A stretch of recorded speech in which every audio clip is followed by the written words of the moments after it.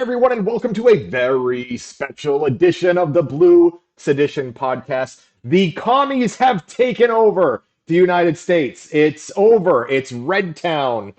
What's up, Mike? How you doing? I, I wish we had that clip of the singing of the old Soviet Union song while you did that intro. That would have been great, man. Oh, maybe I can Jeez. cut that in. No, I'm not going to put that Yeah, much man, effort. it's going well. I Well, think we got a lot to talk about today. It's November 5th. It's the day after the election in 2025. We got a lot to talk day after the election, several elections to talk about. I think about. the first one that we probably want to talk about is Zoran Mamdani wins. He is now mayor of America. Uh, America's new mayor. we don't make the rules. We don't, You voted, and here we are. and Um, here we are. so let's talk about some takeaways from last night's exciting election night. It wasn't as exciting or as nail biting as I thought it would be. Pretty much polls closed, and then it was like, all right, good game. Yeah, it was funny. There were a couple of Decision Desk obviously is sort of left leaning, and they had a couple where they were like, and the polls have closed, we're calling it for Mamdani, and you're like, you have no results outside of polling exit polling. So I mean that plays, man. And then as the Yeah. night went on, it got more and more clear that he was going to win.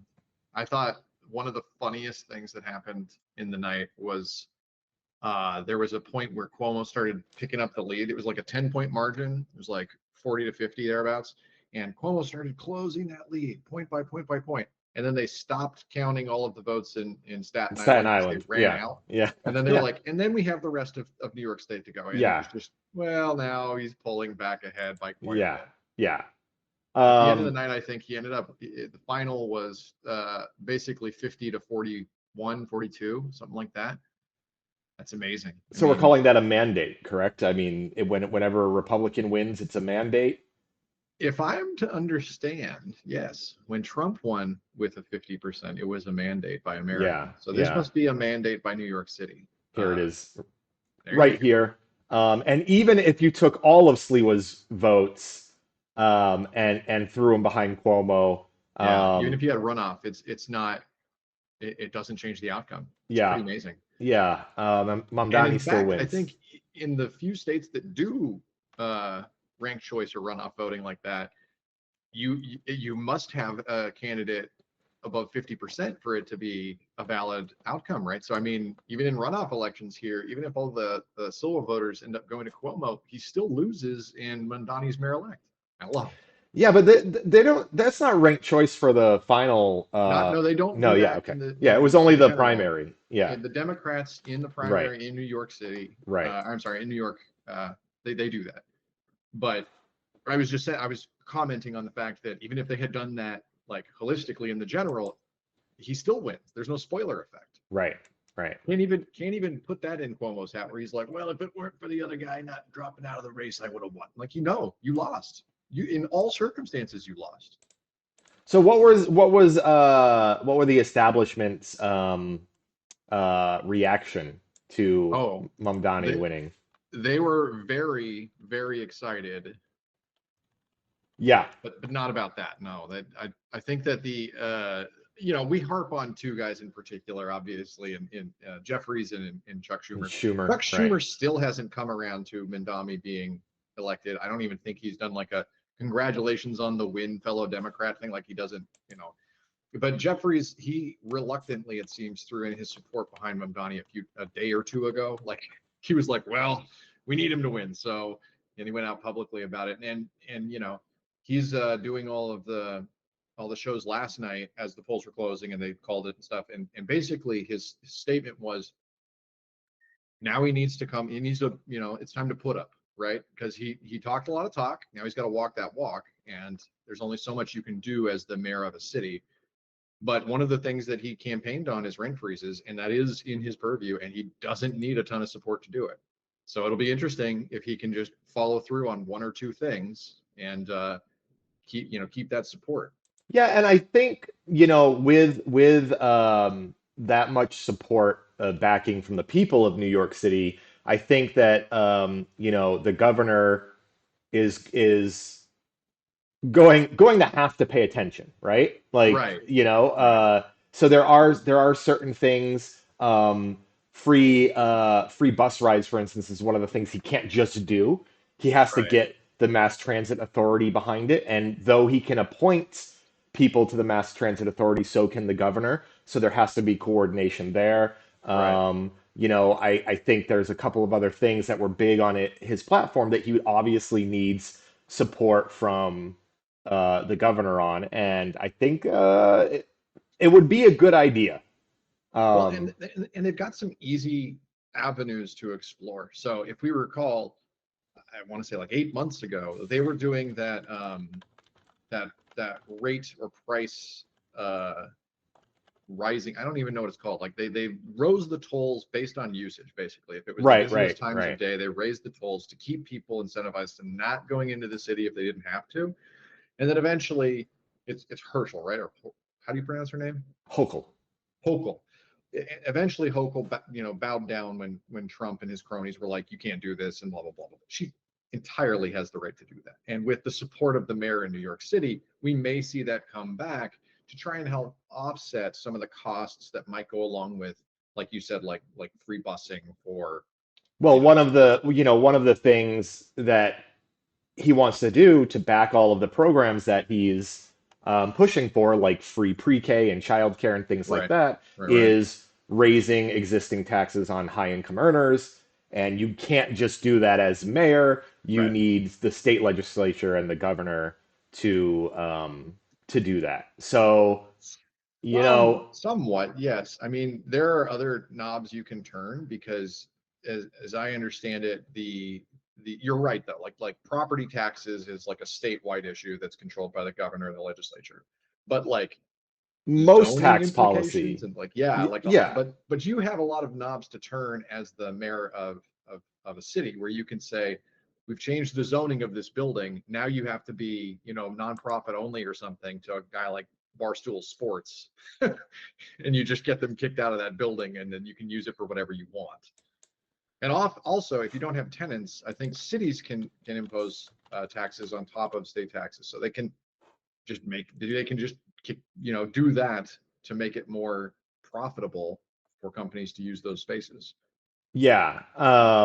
So I agree with you though. I think that he is one of those um, he's one of those politicians that isn't just going to get into office and sit back and be like, nah, never mind. We couldn't really do it because we didn't have the support of the state or the backing of this and all Right. these excuses that we hear from most Dem establishment candidates. I think Uh, he's going to push all the buttons that he can, and he's going to find creative ways to enact some of his very popular policies. and Um, frankly, I think that establishment Dems kind of have to play by that because they're painted into this strange corner where he ran as populist as you can, as a democratic socialist, and he got overwhelming support from the populace. And so right. now he's like, I need to land my initiatives to prove to the people that I can do it, to prove to the people that their votes weren't wasted. But also, Democrats that ran against him couldn't beat him. So they kind of have to help him or they lose seats, right?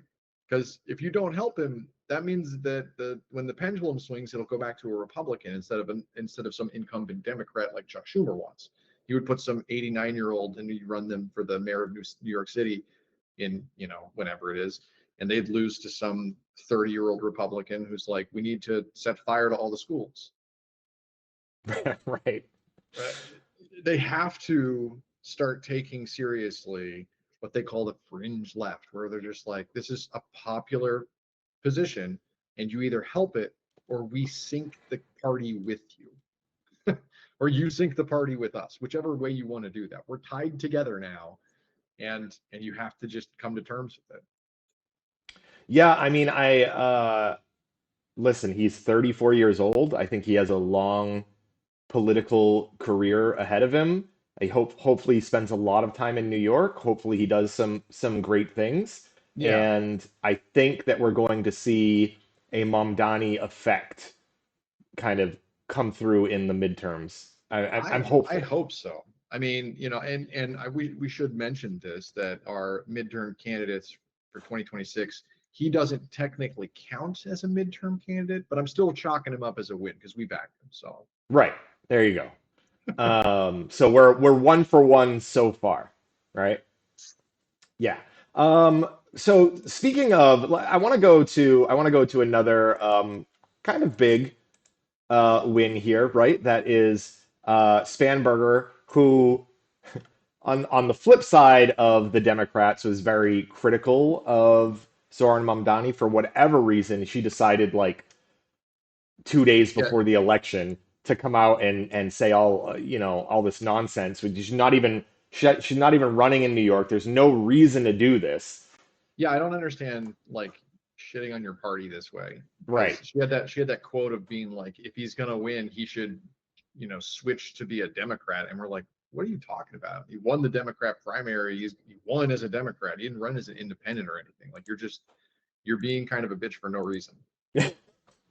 Right. I'm just gonna kill that because it's And the he's on your team. Like, what are yeah we doing? yeah it doesn't make any sense. But anyway, she won overwhelming victory, I would say. Flipped the Yeah. governorship from red to blue in Virginia, so that was huge. Yeah, Uh, defeated Jay Jones, right? Or no, I'm sorry, I have the wrong one.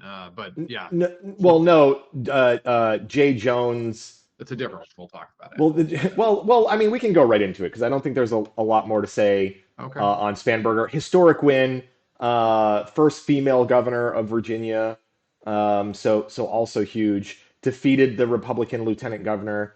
Um, so there was some already argument about, well, the Republican governor gubernatorial candidate was black, so that clearly hurt. Oh, come on. Uh, because of how racist, of course, Virginia is. That was a talking point that I saw. But then on the flip side, Jay Jones ends up winning in a very close race, the attorney general race in Virginia, and I think that's important because not only is Jay Jones black, but he also was involved in a text message scandal where some text messages were leaked where he had made violent comments about Republican lawmakers or something to that effect.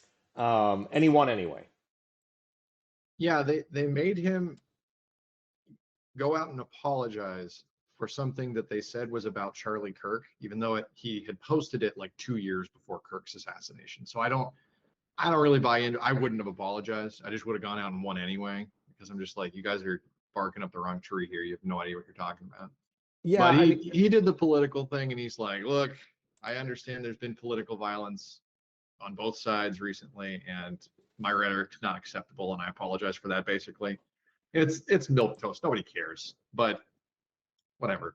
And in fact, he won handily as well. He's won by almost 200,000 votes in a 2 million or I'm sorry, a 4 million person election, basically 4 million elector election. So not nothing, yeah, like a okay, six point that's swing or almost a 6 point swing. yeah, that's fair. It's, Um, and then against an incumbent and in an off year. And I mean, there was a lot stacked against the Democrats there, and you win this AG in it was Virginia, right? Where was it? yeah, Virginia. Yeah, Yeah, yeah.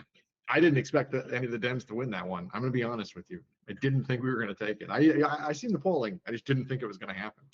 Dems flipped 2 seats in Mississippi, I believe, as well, flipping a supermajority in Mississippi, so that's a huge one. Dems flipped 2 seats in Georgia's statewide Public Service Commission by very large margins. So all these, blue states, right?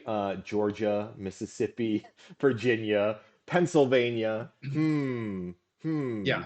Well, some of these would be blue states if not for some onerous voter suppression. But Okay, so we'll get to Pennsylvania, yeah, that's a good point on that. But yeah, Pennsylvania reelects Supreme Court justices, so that extended a Democratic majority there. Maine voters rejecting the new GOP-backed voter ID requirement. I that. think Voter suppression. Yeah, that's rejecting voter suppression. that's pretty huge. It is We pretty huge. we still have a big Supreme Court case though coming around that, so we'll see. Coming around what? Sorry. Around voter suppression. So the and I don't know when it's on the docket. Let me let's see. Let's find this because I All don't right. have it in the show notes. Uh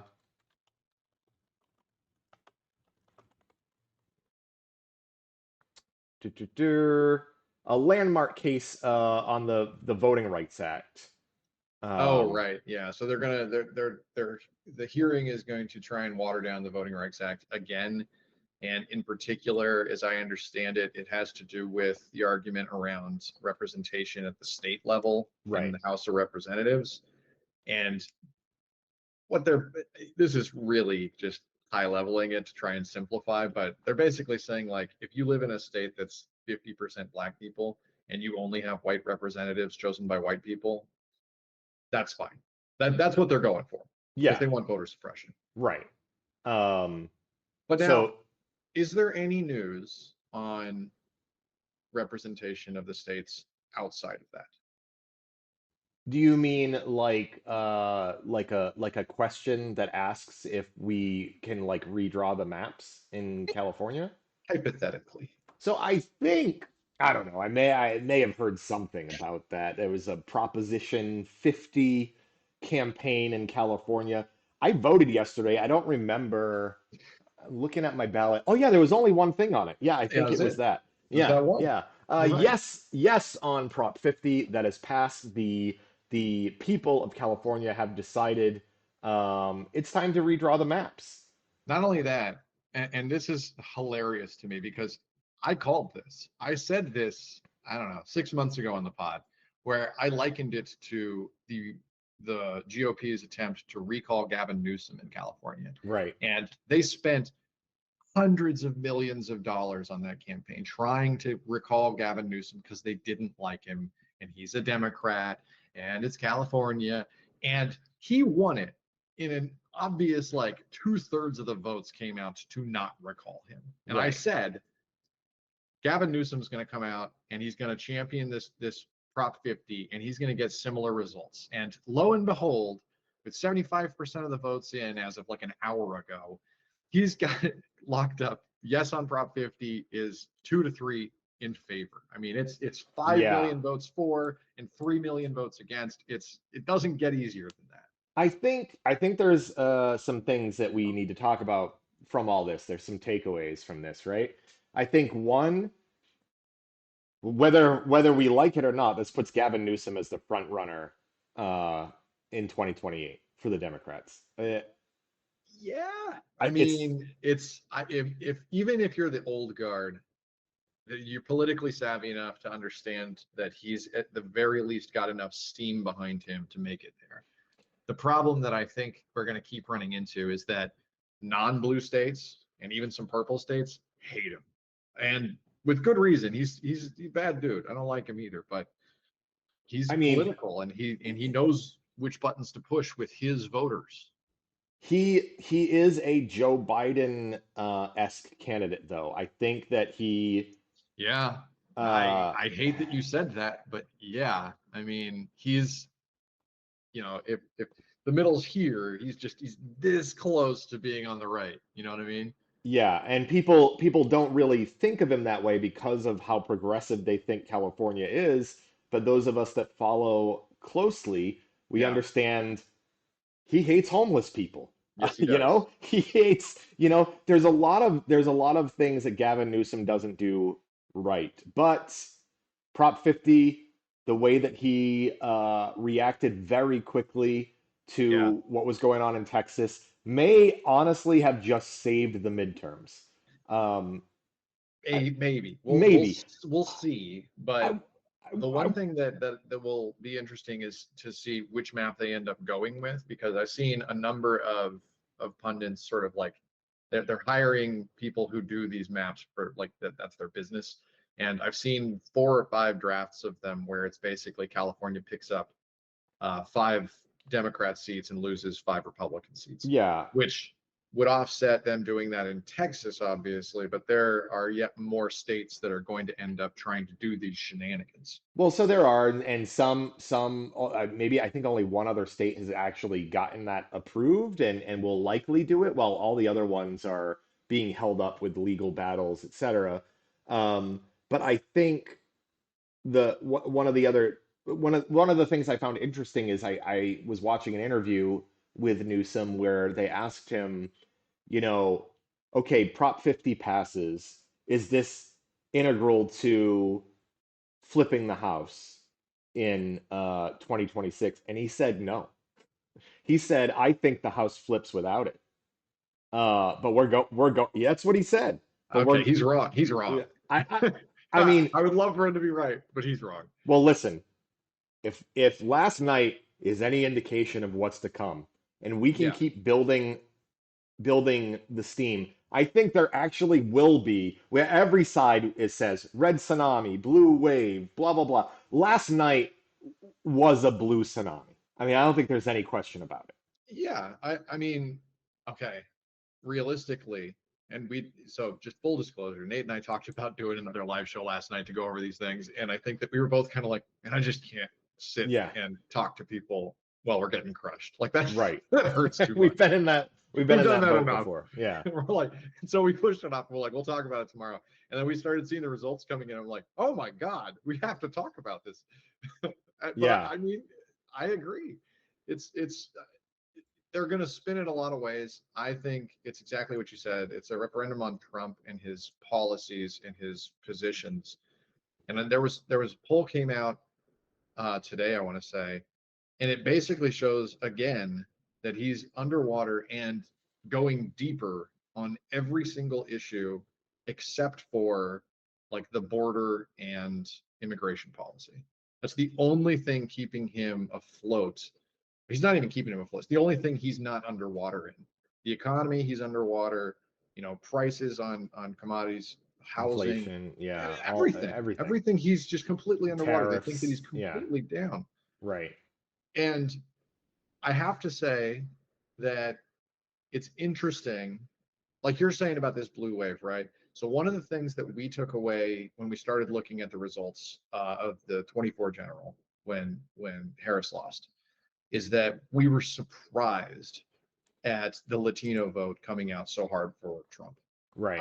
I think everybody was shocked. I don't know about everybody, but you and I, at the very least, were shocked that the messaging of "I'm going to deport you and your families" Right. won their votes over. Like I think that we've seen a lot of interviews where they're like, they're not talking about me. They were talking about the violent criminals who are illegals, and they're not talking about me or my family or my neighbors or my community. And then when Trump actually went through with all this, no, he's talking about you and your community and your neighbors and your family. And so last night we saw the Latino vote swing like 20 points on nearly every single one of these things, and it gave the Democrats their win. And you need to like really understand that moving into the next elections. Like, yeah, this is a blue wave, but don't just keep doing the same thing. You got to speak to your voter base. Your voter base now more than ever needs the Latino vote to win.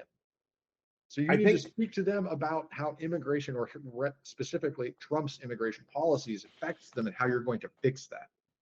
yeah, Like a yeah, governor coming out and saying, I'm not going to work with ICE. I'm not going to support them in this thing. Like won in a landslide.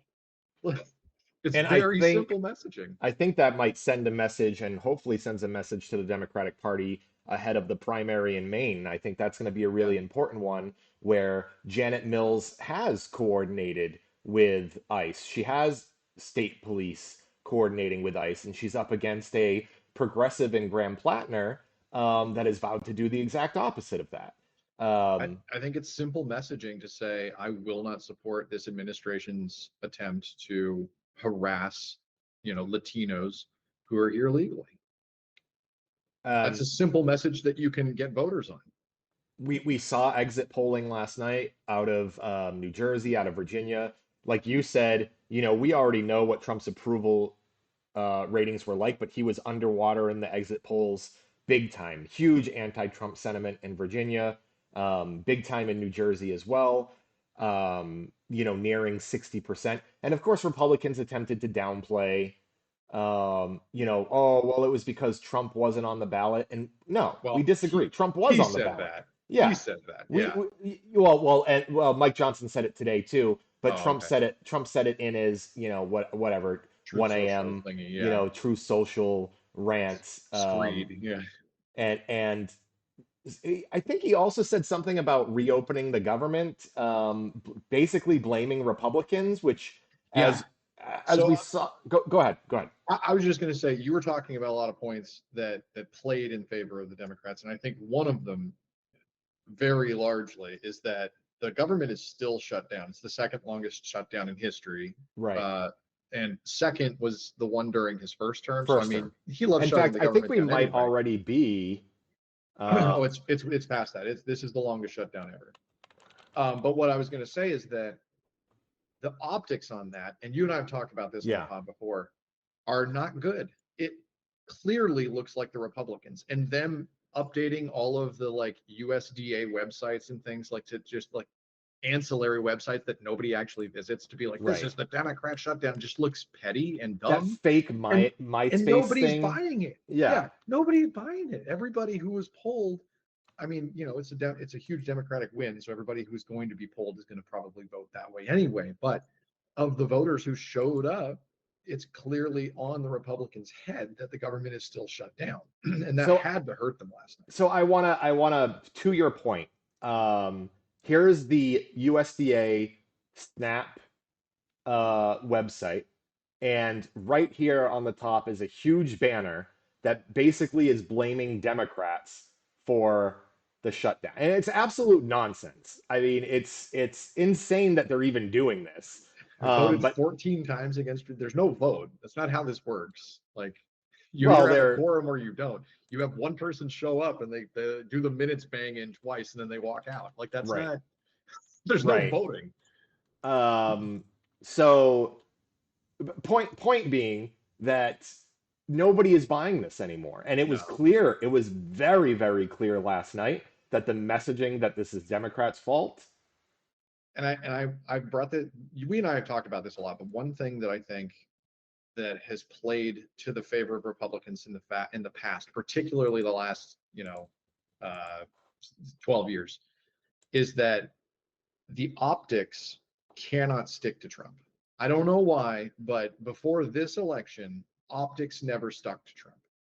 Like, he nearly beat Joe Biden when he was in the middle of a recession and a pandemic and unreasonable joblessness. And it's just like he almost won that. So it was like optics don't really bother him. Unfortunately for him, and outside of the cult of Trump, every other Republican's optics matter.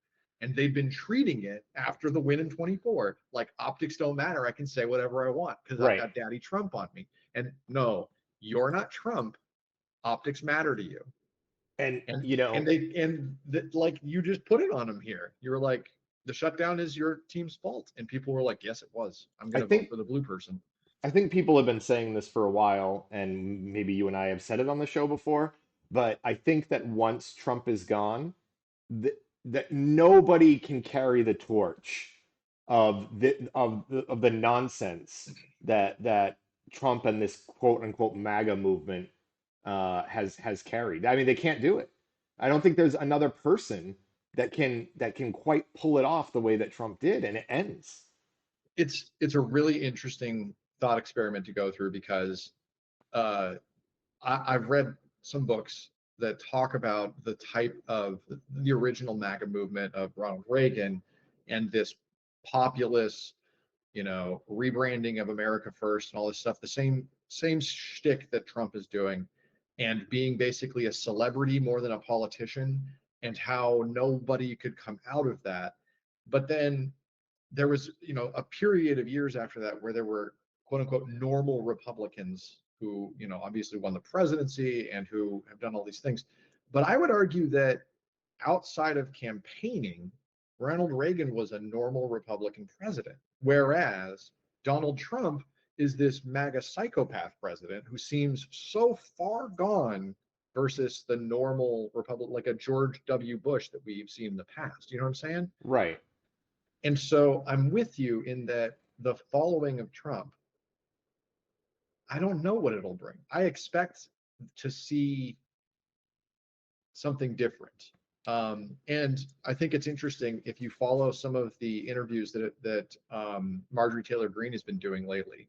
She has been throwing MAGA under the bus, and she was quoted yesterday, I think, or maybe it was this morning, as saying, like, I was duped just like the rest of you. I fell into this online, hate fueled blah blah blah, and like now I'm trying to work for my people and blah. And she's clearly trying to position herself as a bigger than she is. She's House of Representatives, bigger than that. Yeah. I mean, let's be clear about what But I Marjorie Taylor think Greene that the is doing. writing's on the wall. I think the She writing's on the she wall where the sees MAGA crazies yeah are like, I need yeah a job once daddy's gone. she And sees the rejection of the MAGA movement coming, and she wants to make sure she still has that job. So everything that comes out of her mouth, it's a calculated grift. yeah, It's obvious. But yeah, you're totally right. Even she sees the MAGA movement. I think it's. I mean, what has it produced? What has it produced? tariffs, taxes Terror? on American people. I That's mean, another one that's going to be up against the Supreme Court coming up soon. And I've been reading mumblings that a lot today. of is It's it going on today? right now. A Yeah, lot yeah, of legal yeah. scholars sort of expect that SCOTUS it may shoot it down because like Gorsuch hates taxes generally, and he's very much against them. And he isn't an imbecile. He understands how tariffs are taxes, as well as Roberts. So I don't know, man. I can't tell you what this administration has brought aside from pain to brown people. And Yeah. that'll play with a lot of the Republican base, and I get it. But outside of that, like, okay, I want to take it back to something you said a moment ago, right? Because you were talking about like the fervor of the MAGA movement, right? Right. And I think that's the right way to frame it because I sort of suspect that we're not going to see team switching or anything in a post-Trump democracy. What I expect is voter fall off on the right. I expect that a lot of Mm, these people who are like ideologically aligned with the idea of Trump winning are just that. They're rooting for a team.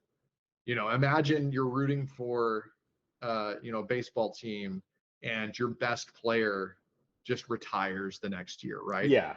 And Yeah. you're just a fair weather follower. You're happy when Right. the team wins, but as soon as that best player's gone, you have it in your head like they're not going to win next year. I You don't have need it to. in, you have it in your head, but you're also probably not watching every But you're not game next year, watching. right? Exactly. Yeah, You're not yeah. showing up and you're not. So I So, sort of expect that after Trump, you're going to have a lot of people disenfranchised. They're not going to show up to vote on the right because they don't have, that star pitcher anymore or whatever.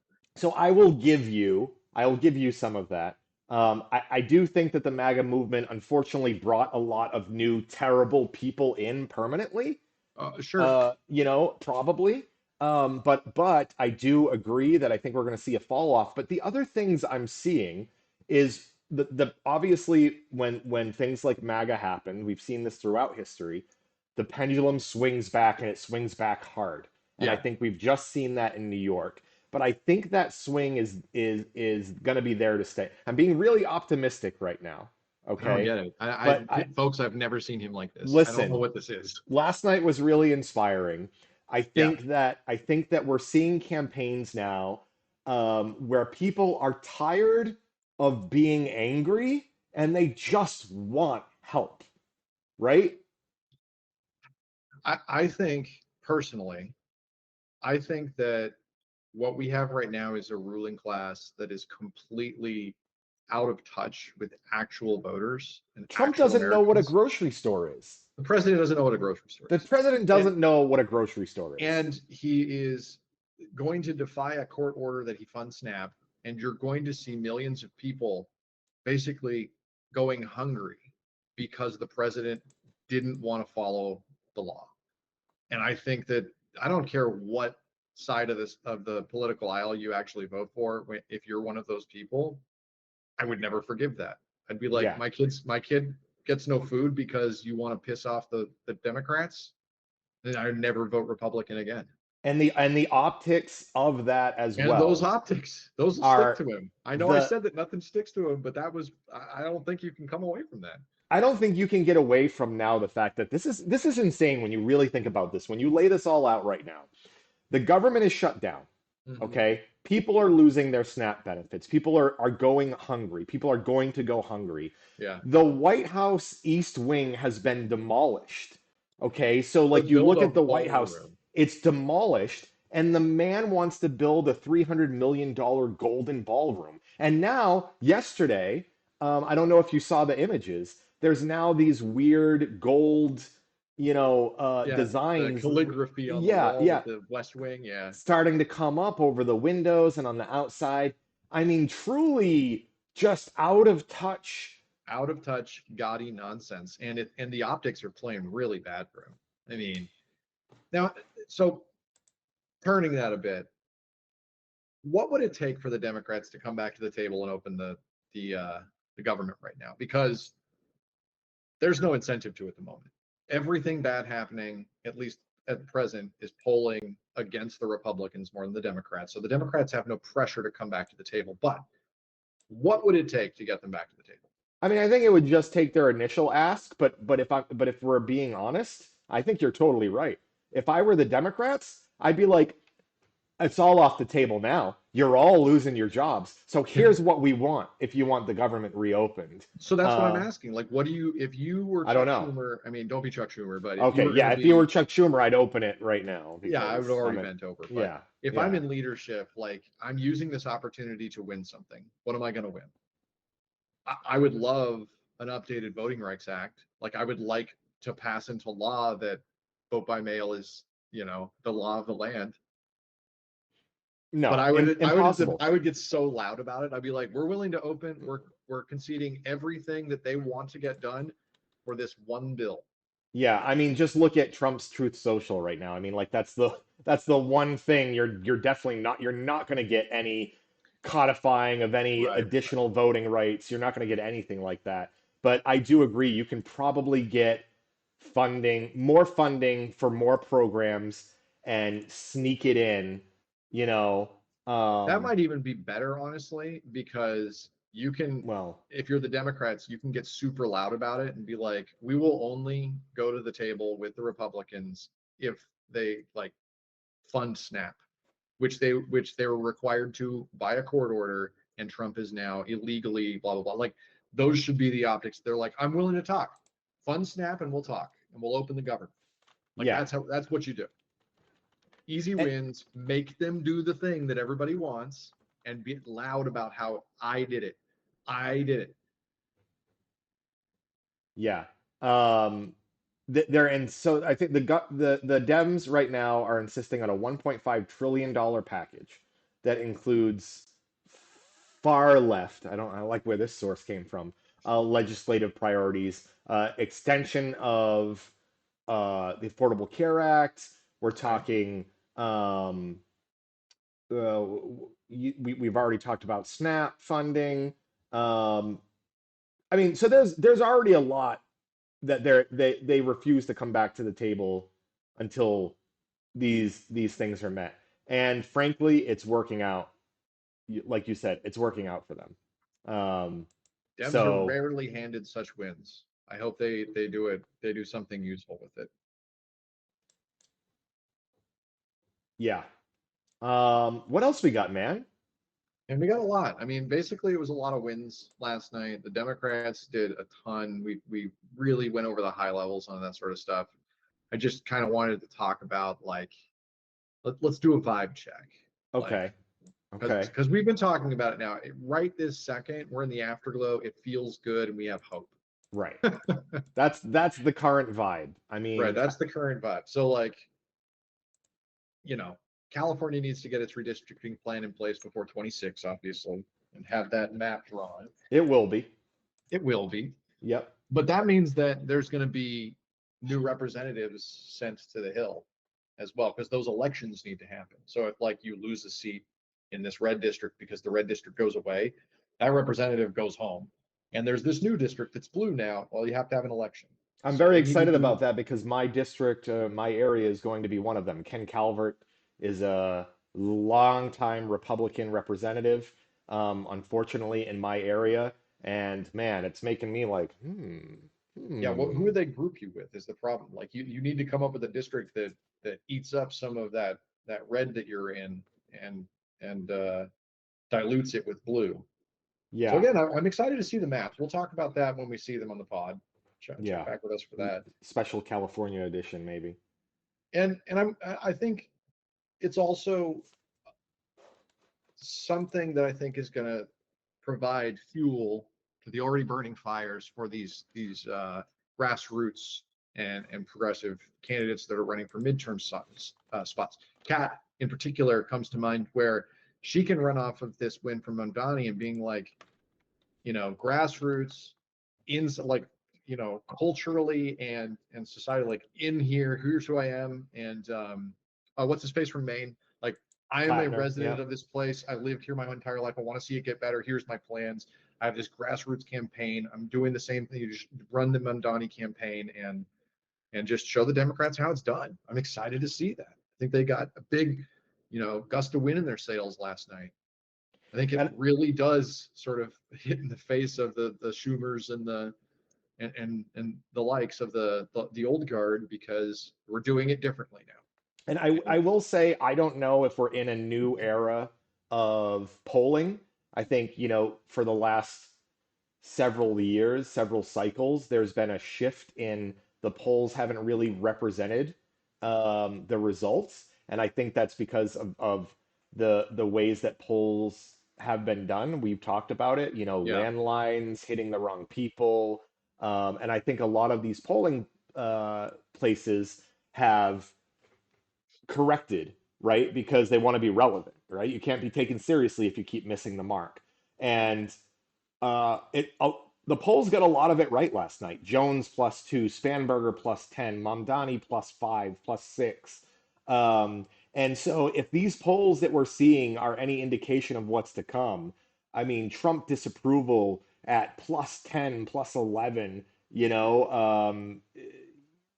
2020, 2026 early midterm stuff showing Democrats taking the House by 3 or 4 seats. And that's, again, um, before the redistricting stuff. before the redistricting. Um, you No, I know, know.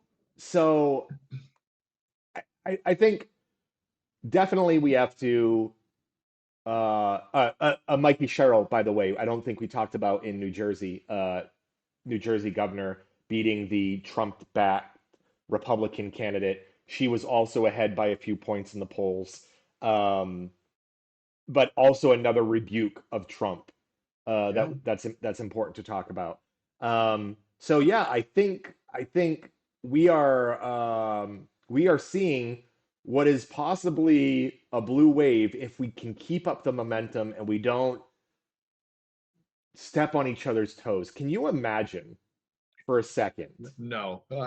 Can you imagine if Jeffries, Schumer, and the entire establishment, as well as the progressive grassroots movement, got behind Mamdani? What an absolute Oh, blowout it would have been.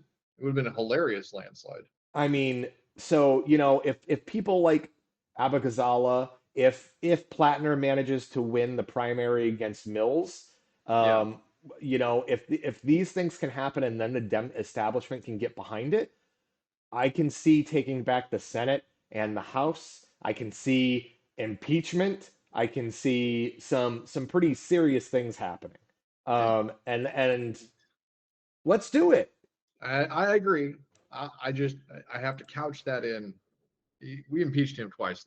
Shit didn't matter. So Okay, well, you it's have a to political remember. statement. It's probably worth doing if No, you you. have to remember we impeached him twice when we didn't have the Senate as well.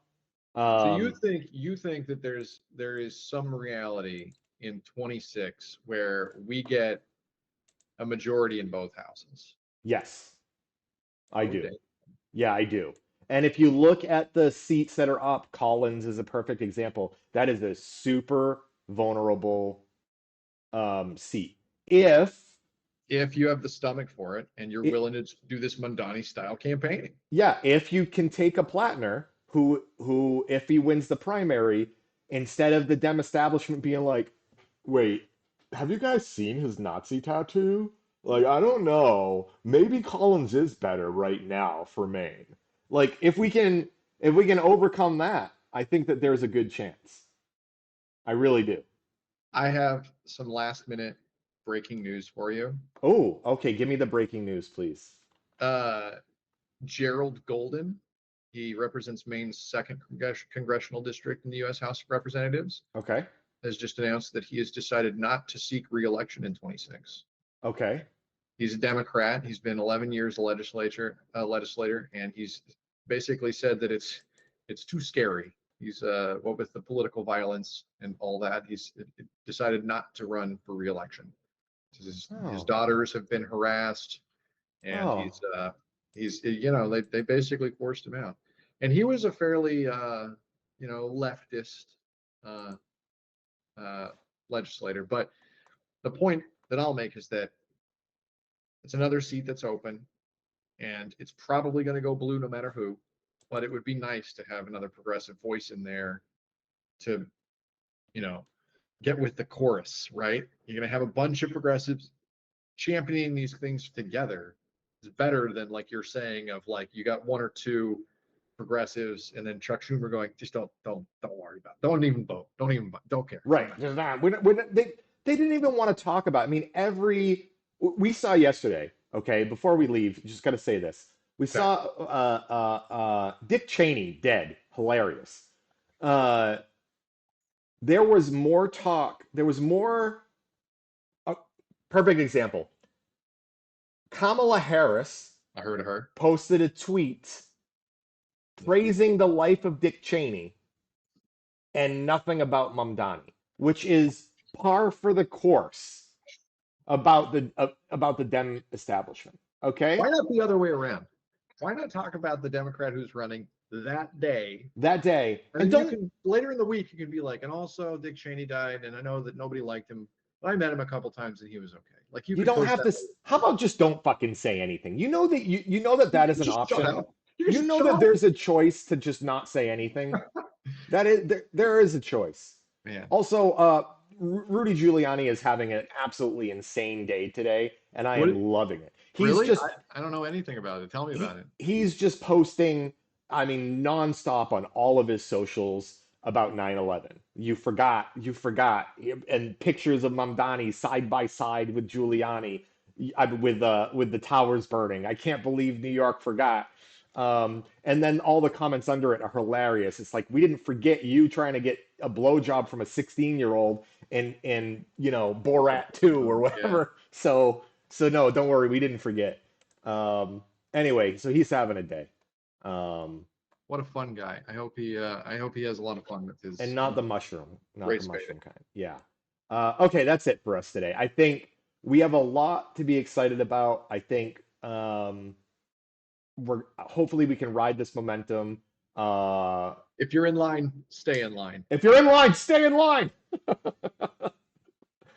Thanks to everyone who went out and voted yesterday. Yeah, great Um, job. that's Way to do that. your civic duty. I got my I voted sticker. I was excited to go to the polls in person. I know you voted like 8 months early. Um, 6 or 7 times. yeah, 6 or 7 times, allegedly. Um, so we're waiting to get our Soros checks in. We'll see how that goes. Uh, Thanks everybody for tuning in. We'll see you next week with maybe some more positive news. Because I like those episodes better than the bad ones. So until Better next than time, I'm Nate before. Brady. That's Mike Smith. See you, everyone.